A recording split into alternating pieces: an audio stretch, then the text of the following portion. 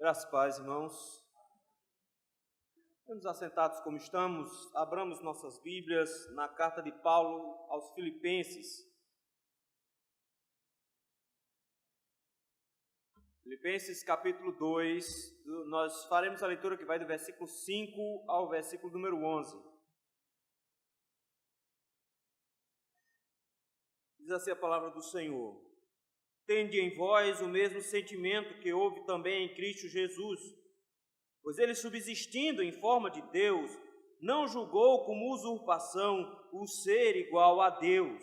Antes, a si mesmo se esvaziou, assumindo a forma de servo, tornando-se em semelhança de homens e reconhecido em figura humana, a si mesmo se humilhou, tornando-se obediente até a morte e morte de cruz. Pelo que também Deus o exaltou sobremaneira, e lhe deu um nome que está acima de todo nome, para que ao nome de Jesus se dobre todo o joelho nos céus, na terra e debaixo da terra, e toda língua confesse que Jesus Cristo é Senhor, para a glória de Deus Pai.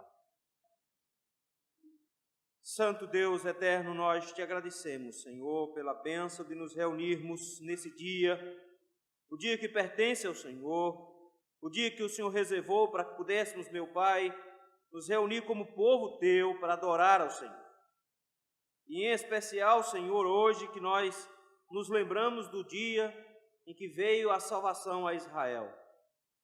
Senhor, nós nos juntamos, meu Deus, a tantos irmãos espalhados pelo mundo para glorificar o teu nome, Senhor, por tão grande salvação que o Senhor planejou e executou na história. Mas, Senhor, nós te rogamos, meu Pai, que nesse instante o Senhor nos ajude, nos ilumine, para que possamos, meu Pai, aprender do Senhor, ser instruídos por Ti, desafiados, meu Pai, a uma imitação correta do Senhor, trazendo, meu Deus, o Natal para o dia a dia de nossas vidas. No nome de Jesus Cristo é que nós te rogamos isso. Amém. Irmãos, muitos dizem que o Natal não deve ser comemorado. Em certa medida eu entendo, por causa do paganismo. Mas nós não podemos negar que a comemoração do Natal está confusa. Nós estamos confundindo muita coisa. Os crentes não são diferentes nisso. Estamos confundindo, meus irmãos, uma festa cristã autêntica com uma espécie de carnaval colorido fora de época. Estamos nos esquecendo, meus irmãos, da simplicidade de uma manjedoura e nos agarrando ao luxo dos shoppings. Nós estamos abandonando o fedor de um estábulo pelo cheiro de pinheiro espalhado pelas casas. Nós estamos trocando os animais do estábulo Maria e José por duendes do Polo Norte, bichinhos pequenos que confeccionam brinquedos. Nós estamos trocando um recém-nascido por um velho gordo que veste vermelho, desce por chaminé e ainda come durante a noite.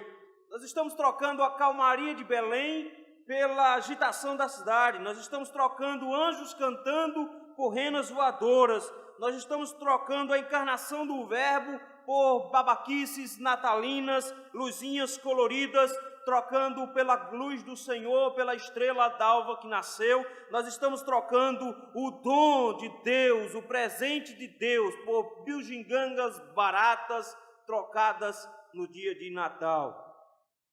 Será, meus irmãos, que o Natal de Cristo vai se resumir a isso no futuro?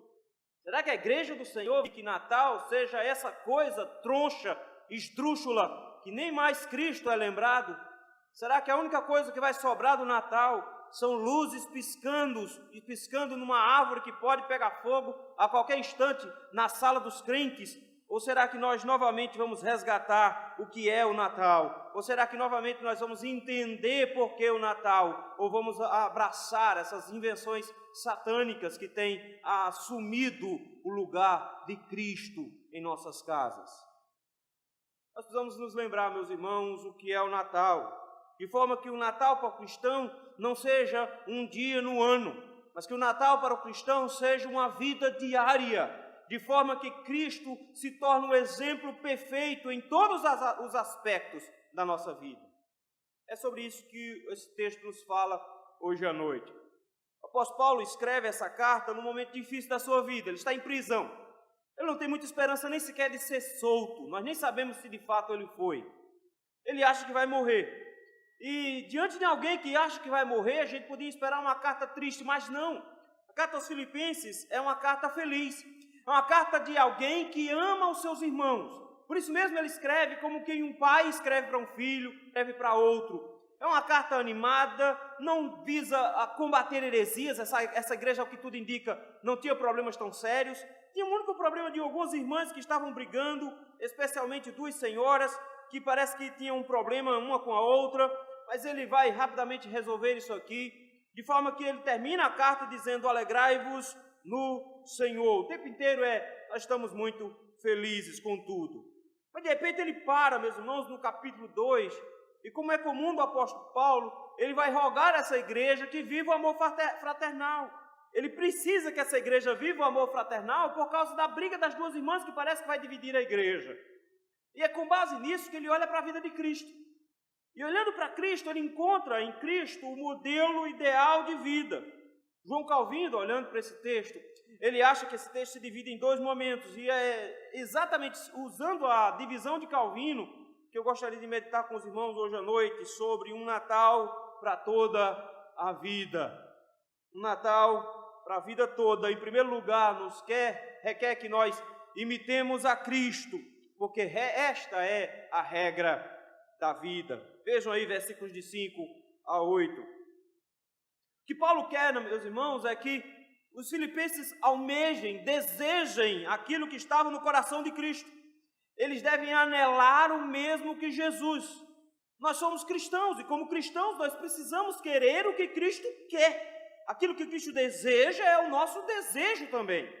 Por isso mesmo ele começa no versículo 5 dizendo: tende em vós o mesmo sentimento que houve também em Cristo Jesus. É importante isso, porque o que acontece é que tem irmãos brigando. O início do capítulo 2 disse isso. Versículo 3 ele disse: nada façais por partidarismo ou vanglória. Lá no capítulo 4, versículo 2, ele diz: rogo a Evódia e rogo a Sintique, pensem concordemente no Senhor. Eles têm duas irmãs brigando, e essa briga de alguma forma está criando dois partidos na igreja, e a igreja precisa de alguma forma voltar-se para o Senhor. A forma de comunhão perfeita da igreja não está na amizade. A igreja do Senhor não busca na amizade a forma perfeita de se relacionar. Busca na pessoa de Jesus Cristo a forma de relacionar-se. Por isso que Paulo, quando vai falar de pensar concordemente no Senhor, quando Paulo vai falar sobre não ter partidarismo, não viver brigando com os outros, ao invés de apelar para o espírito natalino, ele apela para o próprio Jesus Cristo. Ele diz: o que eu quero que vocês possuam como igreja é tenham em vós mesmos o mesmo sentimento que houve em Cristo.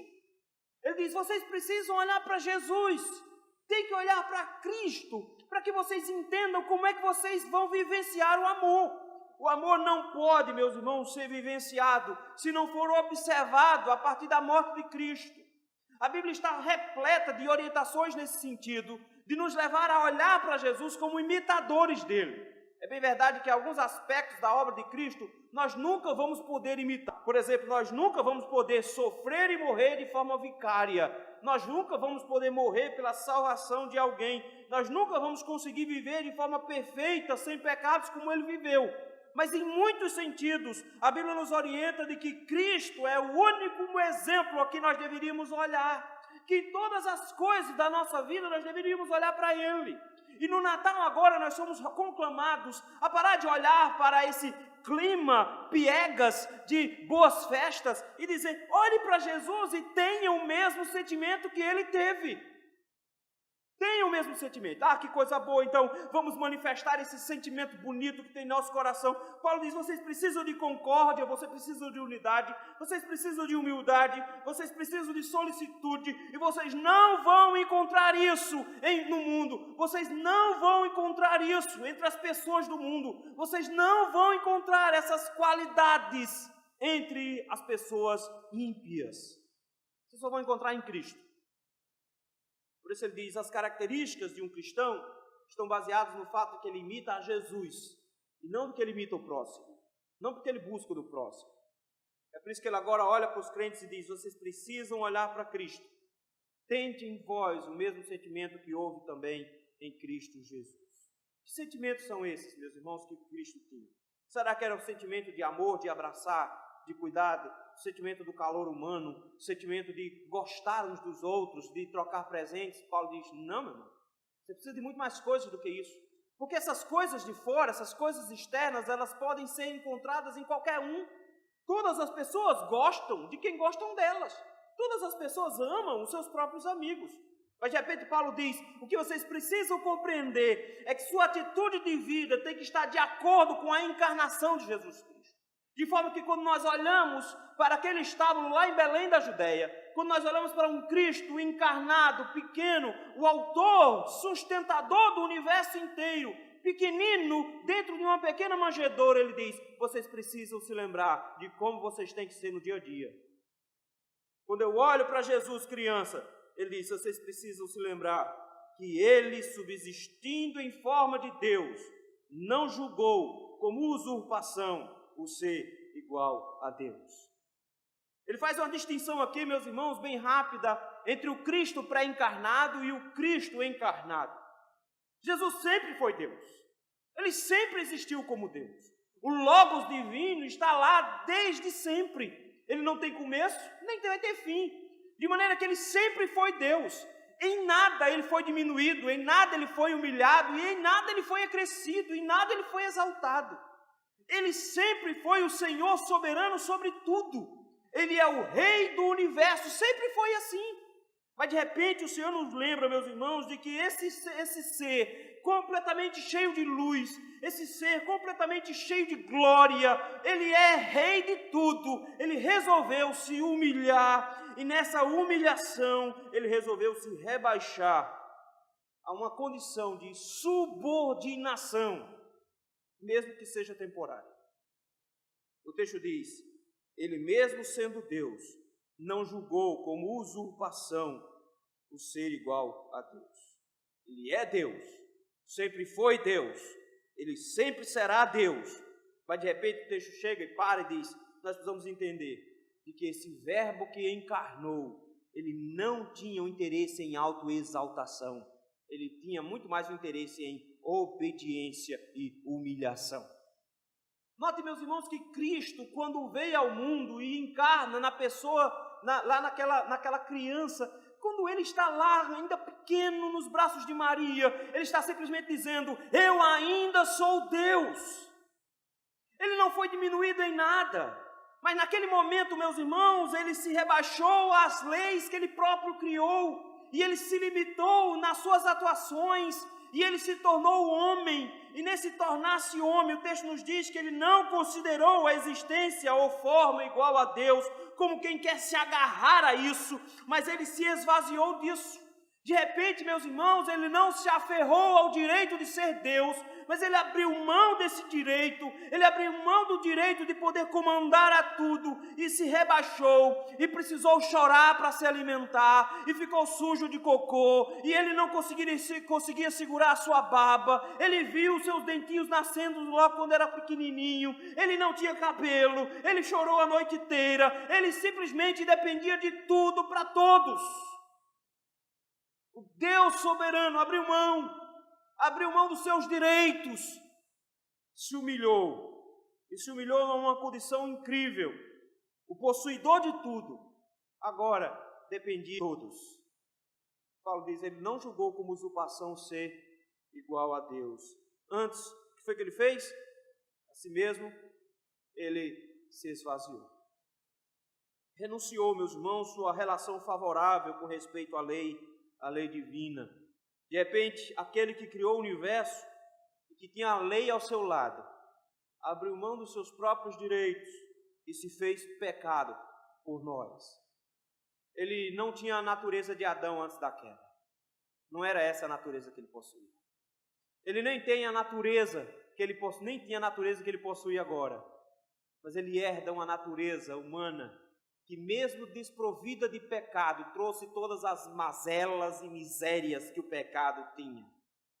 Ele recebeu sobre si aquilo que Adão conquistou quando comeu da árvore proibida.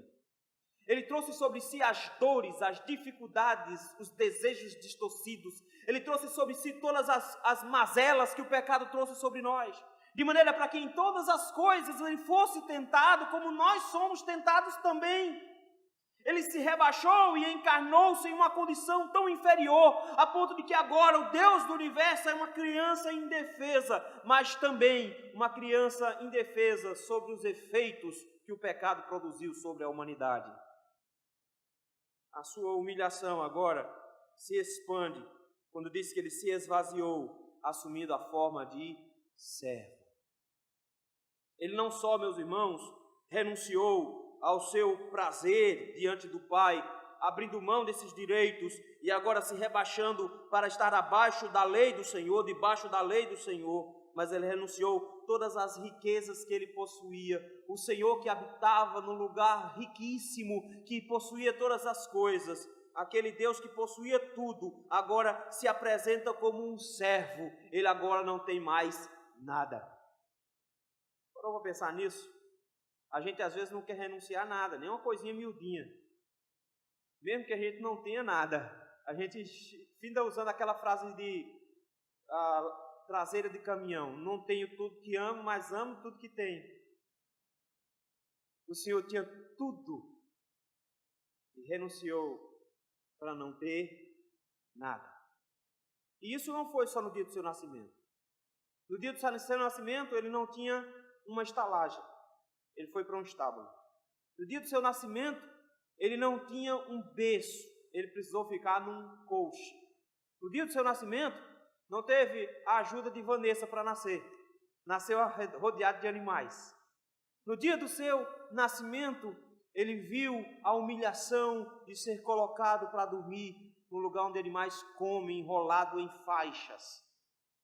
Mas ele viveu a vida inteira assim, de maneira que quando entrou em Jerusalém montado num animal, o animal não era dele. Ele possuía uma túnica muito bonita, rica, a ponto de que os guardas não quiseram nem rasgá-la, de tão cara que ela era, mas foi dada de presente para ele, não podia pagar. Meus irmãos, ele não tinha dinheiro para comprar perfume, precisou que uma mulher o perfumasse para o dia da morte dele. Ele não possuía nenhum túmulo, precisou alguém emprestar um túmulo para ele. Ele não tinha nada. Ele diz: o filho do homem não tem onde repousar, não tem onde reclinar a sua cabeça. Ele foi pobre ao extremo. Ele renunciou à sua glória para se tornar um servo. E o texto diz: reconhecido, tornando-se em semelhança de homens e reconhecido em figura humana. Ele se rebaixou, se tornando um homem como eu e como você. De forma bonita que ele assume para si a natureza humana, com toda a sua complexidade. De forma que essa união que acontece no ventre de Maria nunca mais será desligada. Como diz a nossa confissão, ele assume para si o sangue de Maria, ele assume para si o DNA de Maria, ele assume para si a carne humana e torna-se homem, 100% homem e para sempre. Ele nunca mais se desvencilhou disso. Ele nunca mais voltou a ser somente um ser divino. Ele agora é 100% homem, 100% Deus. E não só isso, quando os homens perguntassem quem ele é, e ao avaliar a vida dele diriam: ele é homem. O texto diz assim: ele não é só semelhança de homens, mas ele é reconhecido em figura humana. Se os homens choram, adivinha o que ele fez? Ele chorou também. Se os homens passam fome, adivinha o que ele passou? Passou fome também. Se os homens ficam cansados, adivinha? Ele ficou tão cansado a ponto de dormir num barco que estava quase naufragando. Se alguém passa por decepções, ele também passou. Foi traído pelos melhores amigos, pessoas que o acompanharam por 3 anos de vida. Se alguém passa por tristeza, ele também passou por muitas tristezas e solidão. Se alguém passa por perda de entes queridos, ele também perdeu um excelente amigo, chorou no dia que descobriu isso. Ele enfrentou todas as lutas. E os homens olhariam para ele e diriam, diz Isaías: vejo um homem ferido de dores, experimentado no trabalho, alguém sofrido. E olhando para ele, ninguém veria alguém como um rei, o veria como um homem sofredor do dia a dia. Um homem que tinha uma profissão, um homem que trabalhou a vida toda, um homem que tinha uma mãe para ajudar, um homem que tinha uma família para sustentar, um homem que viveu sua vida inteira para o serviço do Senhor. De repente ele diz, esse homem é reconhecido como figura humana. Mas olha só, versículo 8. Nota como ele vai perdendo os seus direitos. De Deus, ele encarna. De encarnar, é servo. De servo, humilhado. De humilhado, o texto diz que ele se humilhou ainda mais. Note que a gente às vezes acha que Cristo foi humilhado pelas pessoas, de que ele foi obrigado a suportar as injúrias dos homens. O texto de repente chega e diz, não, ele se auto-humilhou. Ele foi o que ele escolheu se humilhar. Notem, meus irmãos, que o Senhor Deus do universo tomou uma decisão, e a decisão é, eu serei humilhado. Eu estarei abaixo de todos, eu vou me humilhar abaixo de todos. E por isso mesmo o Senhor diz que ele seria um servo, e como um servo o Senhor se contentaria nele, a tal ponto que ao final da vida, já quando está perto de morrer, a sua última atitude, ainda vivo, antes da crucificação, não foi de, olhe, vocês precisam me respeitar, eu tenho autoridade, vocês precisam se lembrar de mim. Não, ele simplesmente pega uma toalha, enrola na cintura, se abaixa na frente dos seus discípulos, inclusive de Judas, e lava os pés de todos eles. E quando termina, olha para aqueles homens e diz, viram o que eu fiz? Vocês me chamam de mestre. Eu lavei os pés de vocês. Façam a mesma coisa. Façam o mesmo. Mas sua humilhação foi aumentando a ponto de que nessa humilhação o texto diz, tornando-se obediente. Eu acho isso bonito.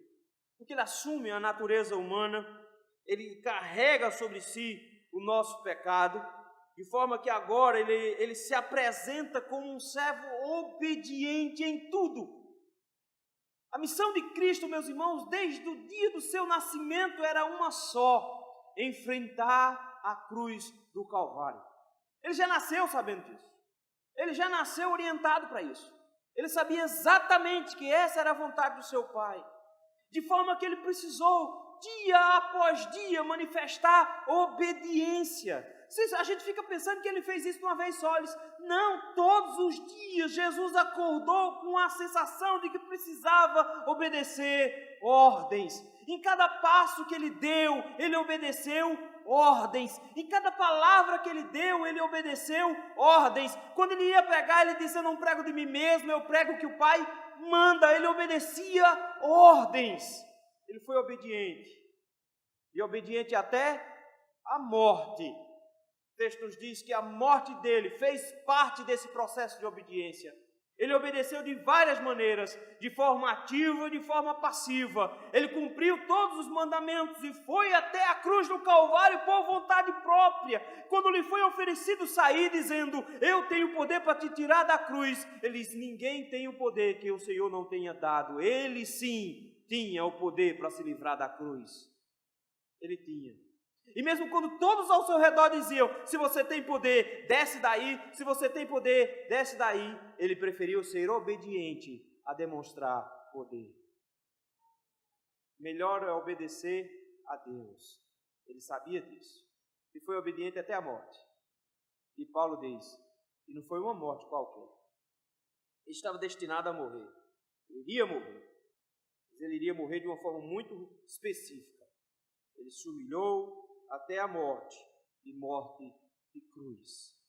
A Bíblia nos diz em Deuteronômio, meus irmãos, de que maldito é aquele que for pendurado no madeiro. E ele está falando inclusive de um cadáver. E imagine alguém ser pendurado no madeiro ainda vivo. Era uma morte humilhante em todos os sentidos. Eu sei que toda vez que você lembra da cruz, você se lembra de um Jesus com um paninho enrolado na cintura. Ele não tinha aquele paninho enrolado na cintura. Ele foi exposto nu, para que todas as pessoas passassem e fizessem chacota com ele. Qualquer criança em Jerusalém podia tirar pedra nele, podia cuspir nele. Ele perdeu o direito todo e completo, inclusive o direito à vida. Ele foi humilhado na cruz. naquele dia. Além disso, era uma morte extremamente dolorosa. Há quem diga que era morrer 1000 vezes ser pendurado numa cruz. Era uma pessoa que estava lá sendo presa, mas ao mesmo tempo ela não era para sangrar até morrer. Ela deveria ficar um pouquinho viva. Ela era presa numa condição de que ela iria perdendo sangue aos poucos para ficar fraca, porque ela morria, na verdade, de asfixia. Ela morria sem fôlego. Porque à medida que os seus braços ficavam estendidos e ela perdia forças nas pernas por causa da perda de sangue, ela ia escorrendo aos poucos e se abaixando. E quando se abaixava, os seus braços ficavam esticados. E por causa da posição, o diafragma ficava esticado e a pessoa não conseguia respirar. E ele era obrigado a fazer força de novo com os seus pés para ficar em pé e poder respirar. Então ele tinha que decidir, ou descansava ou respirava. Morria-se com dores terríveis. Passava-se até uma semana pendurado naquele negócio, com infecção em cada uma daquelas feridas. A pessoa ficava com dores pelo corpo inteiro, ela tinha febre, e eles davam comida e davam bebida para a pessoa aguentar ainda mais tempo, pendurado lá. Ele estava tão debilitado que morreu no mesmo dia. Nós precisamos entender que ele foi amaldiçoado naquele dia. Ele mesmo disse isso: Deus meu, por que me desamparaste? E naquele dia ele experimentou o inferno por mim e por você, na cruz do Calvário. Ele desceu ao Hades, ele morreu. Paulo diz: como é que eu posso buscar os meus direitos na minha vida? Como é que eu posso achar que minha vida é tranquila e boa, se eu não estou olhando para essa obra magnífica de Cristo, que nasceu lá em Belém da Judéia, que viveu por toda a Judéia e morreu em Jerusalém, para simplesmente eu entender de que eu preciso imitá-lo, porque esta é a regra de vida. Eu não posso me esquecer, meus irmãos, de que o Senhor me deixou um exemplo de como eu devo viver o Natal dia a dia. O Natal, meus irmãos, não é para que eu me lembre de umas luzezinhas na minha casa no dia de dezembro, mas é para que eu me lembre de que meu dia a dia precisa ser como Cristo viveu. Ele abriu mão de todos os seus direitos, ele abriu mão de tudo que ele possuía, da sua riqueza, da sua glória, do seu poder, da sua majestade. Ele abriu mão de tudo por mim, por você, por amor a mim e a você.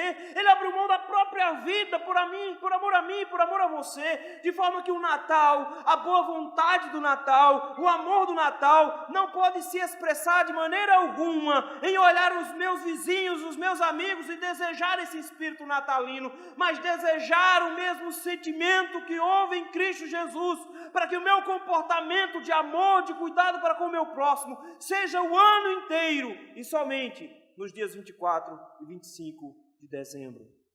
Natal para a vida toda, é isso que nós precisamos.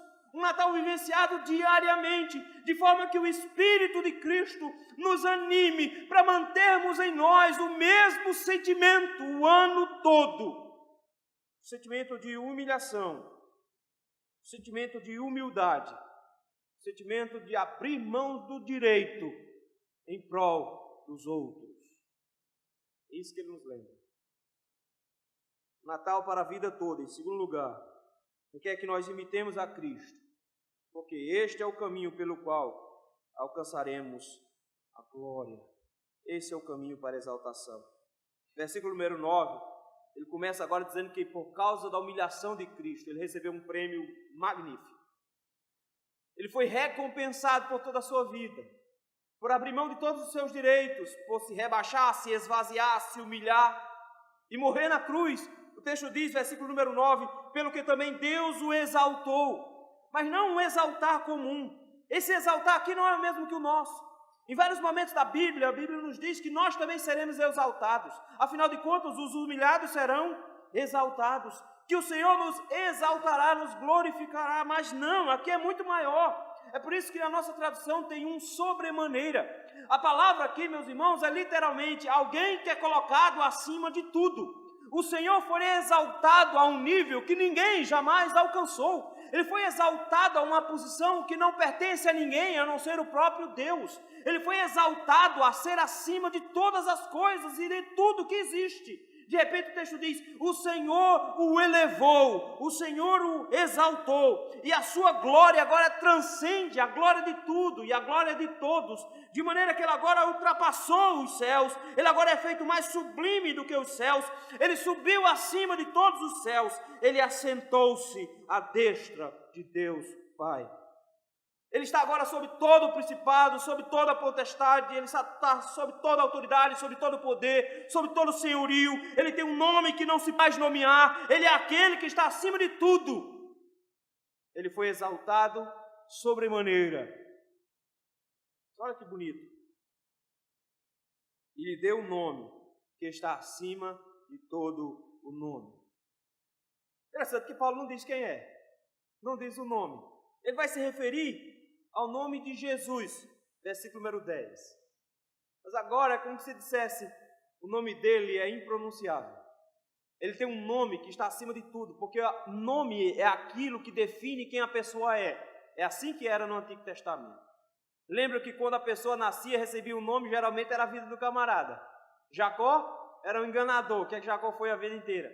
Enganador. Quando ele deixou de ser enganador, ele se tornou o príncipe do Senhor. Agora não, agora a gente chama de Israel. Ele agora é Israel, é o príncipe do Senhor. Abraão era um pai exaltado, mas não tinha filho nenhum. Não tinha filho de qualidade nenhuma. Aí virou Abraão, um pai de uma grande nação. Sara era Sarai, a minha princesa. A princesa particular de Abraão. Ela se tornou Sara, a princesa de Israel. Os nomes diziam muita coisa.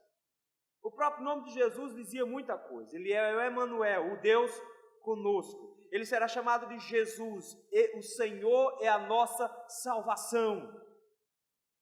Mas de repente Paulo chega agora e diz, mas ele tem um novo nome. Um nome que agora é excelso. Um nome que define quem ele realmente é. Um nome muito próximo daquele que tem lá no Antigo Testamento, quando Moisés pergunta quem é que está na sarça, e a única coisa que ele diz é, o eu sou. Aquele que não pode ser pronunciado, aquele cujo nome não pode ser dito por boca de imortais, que o Senhor proibiu aos homens. Ele tem um nome agora, e o seu nome é excelso, e está acima de todo nome. O Senhor possui autoridade extrema, de maneira que não existe nada nem ninguém em lugar nenhum que possa se contrapor a Ele. Por isso que é tão esquisito as igrejas neopentecostais colocando Satanás brigando com Jesus. Satanás com todo o seu exército não seria suficiente para dividir o menino de Cristo. O Senhor humilhará para sempre. Ele ainda está com a cabeça tonta depois da última pisada que o Senhor deu na cabeça dele. Cristo não é para ser comparado com Satanás, porque Cristo está acima de tudo e de todos. Satanás não é fichinha para comparar-se, para encará-lo.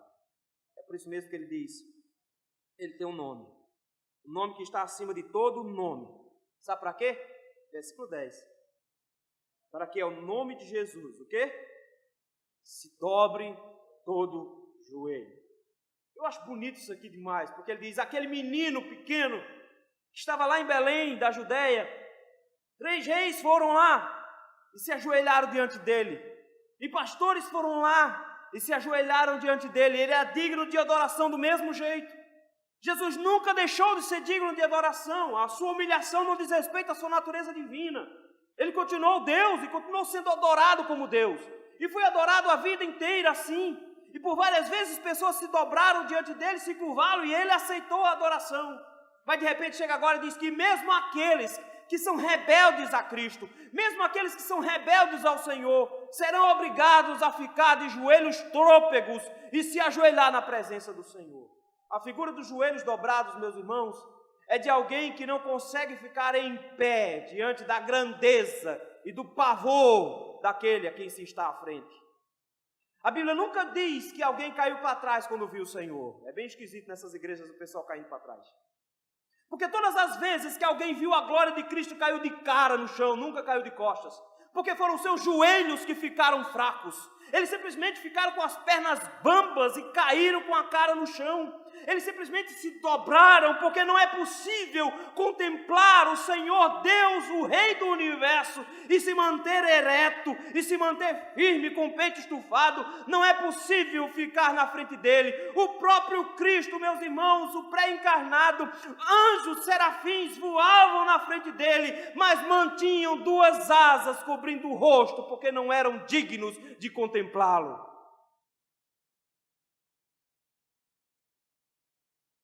Não dá para olhar para ele e manter a mesma espinha ereta. Mas ele nasceu em Belém, viveu na Judéia, morreu no Calvário, foi assunto aos céus e foi exaltado acima de todo nome e vai voltar agora numa condição completamente diferenciada. De forma que quando ele retornar agora como um rei supremo de tudo, e todos os homens da face da terra puderem contemplar, não só os vivos como os mortos, todo joelho será obrigado a se curvar, todo joelho vai ficar trôpego na frente dele, todos hão de se rebaixar. É por isso mesmo que em Salmo de número 1, o salmista nos diz que por isso os perversos não prevalecerão no dia do juízo, nem os pecadores da congregação dos justos. A palavra lá literalmente é: eles não ficarão em pé no dia do juízo, porque todos irão se curvar, todos irão se dobrar, todos irão ficar de joelhos, e somente os redimidos ficarão em pé de novo. A convite, claro. O texto diz: todo joelho vai se dobrar. Todo quem? Nos céus. Começa com os céus, notaram? Quem vai se dobrar? Ele diz: todos os anjos, serafins, querubins, arcanjos, todos eles se ajoelharão na presença do Senhor. E na presença de Jesus Cristo de Nazaré, todos os anjos que existem, todos os anjos bons, se curvarão diante dele. Todos os homens de Deus e mulheres de Deus que morreram no passado e que hoje habitam com o Senhor, se curvam também diante dele, se prostram ante a sua presença. Mas não só isso, ele diz: e na terra, todos os homens da face da terra, todos os homens que habitam a terra se ajoelharão diante do Senhor. Todos aqueles que fazem parte do povo de Deus se ajoelharão na presença do Senhor. Os inimigos de Deus se ajoelharão na presença do Senhor. Ele diz também: os que estão debaixo da terra. Satanás se ajoelhará na presença de Jesus Cristo. Todos os demônios se ajoelharão na presença de Jesus Cristo. Todos os inimigos do Senhor se ajoelharão na presença de Jesus Cristo. Todos os homens que foram ímpios a sua vida toda e corromperam a sua vida inteira e viveram para a desgraça própria, se ajoelharão no último dia diante de Jesus Cristo. De repente ele olha para todos os seres viventes, ele olha para tudo que existe e diz: não existe nada no céu, não existe nada na terra, não existe nada no inferno que não dobre o joelho nesse dia. Vão ter que se curvar. Não interessa se foi arrogante, não interessa se teve muito dinheiro, não interessa se foi Maomé, se foi Buda, se foi um grande filósofo, não interessa, nesse dia ele terá de dobrar o seu joelho e muitos terão de reconhecer da pior maneira possível. É triste constatar que talvez alguns aqui se lembrem dessa palavra no último dia da pior maneira possível. Se lembrarão dessa palavra quando eu disse: você ficará de joelho, mesmo que hoje você não esteja e não fique, pode ser que no último dia você seja obrigado. O texto diz: todos ficarão de joelhos, todos vão ter que ficar de joelho, e não tem ateu mais convicto que não use a sua boca para glorificar o Senhor. Versículo 11. Não tem homem mais ímpio, não tem homem mais duro, não tem imperador mais poderoso, não tem ninguém, porque toda língua vai ter que confessar que Jesus Cristo é o quê? É Senhor.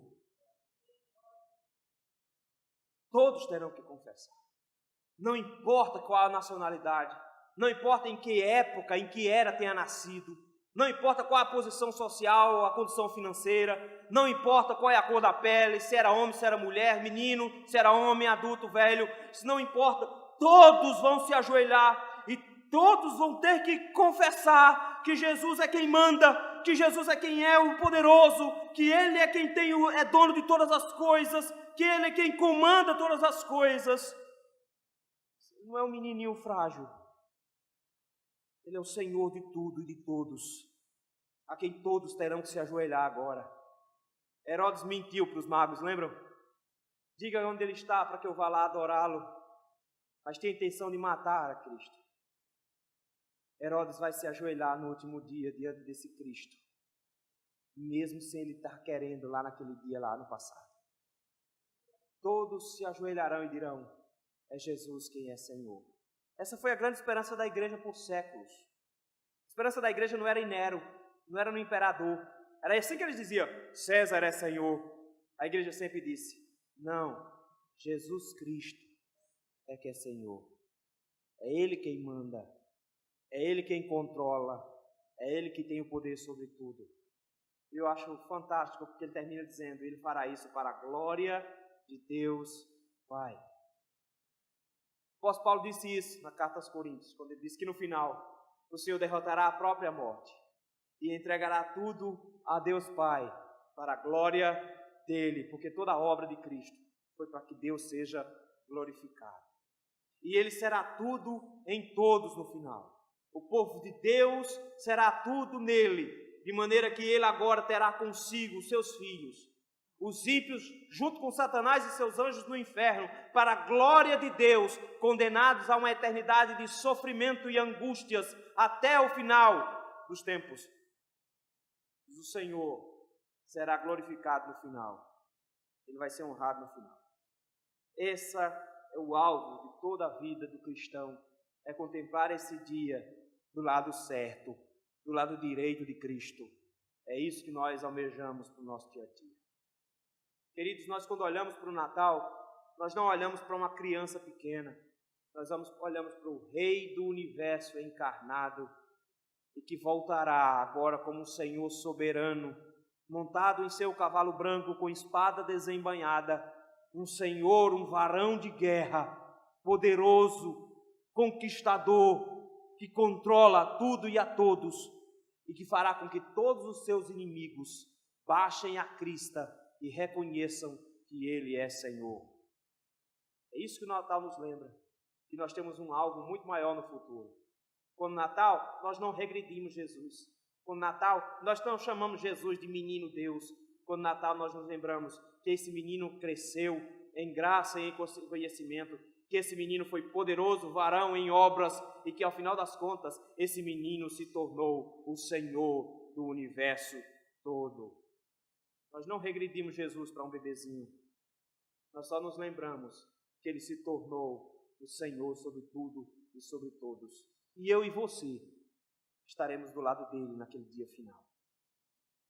Irmãos amados, Natal do cristão não é pisca-pisca, pelo amor de Deus. Natal do cristão não é árvore com bola de plástico colorida. Natal de cristão não é velho gordo de barba branca comendo biscoito com leite. Natal de cristão, meus irmãos, não é ir para shopping, gastar o que tem e o que não tem para dar bugiganga para amigos.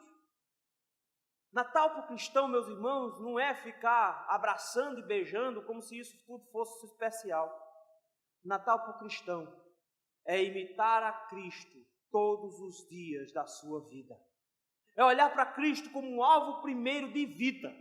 É entender de que meu dia a dia tem que ser o dia de Cristo. Que eu tenho que manter todos os meus dias em humilhação por causa do Senhor. As nossas brigas, as nossas discussões, os nossos problemas são porque nós somos arrogantes, nós somos pretensiosos. Nós brigamos com as esposas, com os maridos, nós somos arrogantes e pretensiosos com eles, nós falamos palavras que os machucam porque nós não estamos imitando a Cristo como deveríamos, nós não estamos tendo o sentimento que deveríamos, nós estamos requerendo a nós a atenção porque nós não estamos tendo o sentimento que teve em Cristo, nós estamos reclamando porque temos pouca comida ou pouco dinheiro, porque nós não temos o mesmo sentimento que houve em Cristo. Cristo, nós somos conclamados a lembrar hoje de que Ele, tendo toda a riqueza, se tornou pobre, Ele, tendo todo o poder, se humilhou. Nós somos lembrados que Ele fez isso por mim e por você, mesmo nós não merecendo. Que esse seja o nosso alvo de vida, um Natal de 365 dias, um Natal de vivência e imitação ao Senhor, porque não existe como um cristão viver se não for para imitar o seu mestre, se não for para imitar a Jesus. Mas a nossa maior alegria é saber que por mais humilhados que nós sejamos no mundo, por mais tristezas que nós enfrentemos, por mais dificuldades e lutas que nós venhamos a passar, que em todas elas Cristo também passou, é-nos herdado, meus irmãos, o direito de habitarmos os céus, é-nos dado o privilégio de partilharmos da presença de Cristo, e seremos com Ele exaltados, e no último dia, no ressoar da última trombeta, aqueles que estiverem mortos, eles irão simplesmente, em primeiro lugar, serem ressuscitados em glória, terão um corpo glorificado como o corpo de Jesus Cristo, e nós, os que estivermos vivos, diz o apóstolo Paulo, seremos transformados, e todos nós, assuntos aos céus, seremos recebidos por Ele nas nuvens, para a glória de Jesus Cristo, para a glória de Deus Pai, nós seremos glorificados com Ele. Está reclamando de quê? Não deu para comprar panetone esse ano. Chega, meus irmãos. Está na hora de olharmos para o futuro e dizer: o Senhor tem reservado um Natal fantástico para mim. O Senhor tem reservado para nós um dia magnífico para mim. E eu vou viver meus dias todos com o mesmo sentimento de Cristo, na esperança de que Deus Pai faça comigo o mesmo que fez com Ele. E o glorifique no final, do mesmo jeito que fez com Cristo. De maneira que Cristo é a primícia, é o primeiro fruto daquilo que eu e você seremos no final. Que o Senhor, meus irmãos, nos faça ter um Natal para a vida toda. Não um Natal fajuto que o mundo criou, mas um Natal de verdade, onde os crentes imitam a Cristo como alvo de vida e como alvo final a ser alcançado. Que o Senhor nos ajude, que o Senhor nos abençoe, meus irmãos.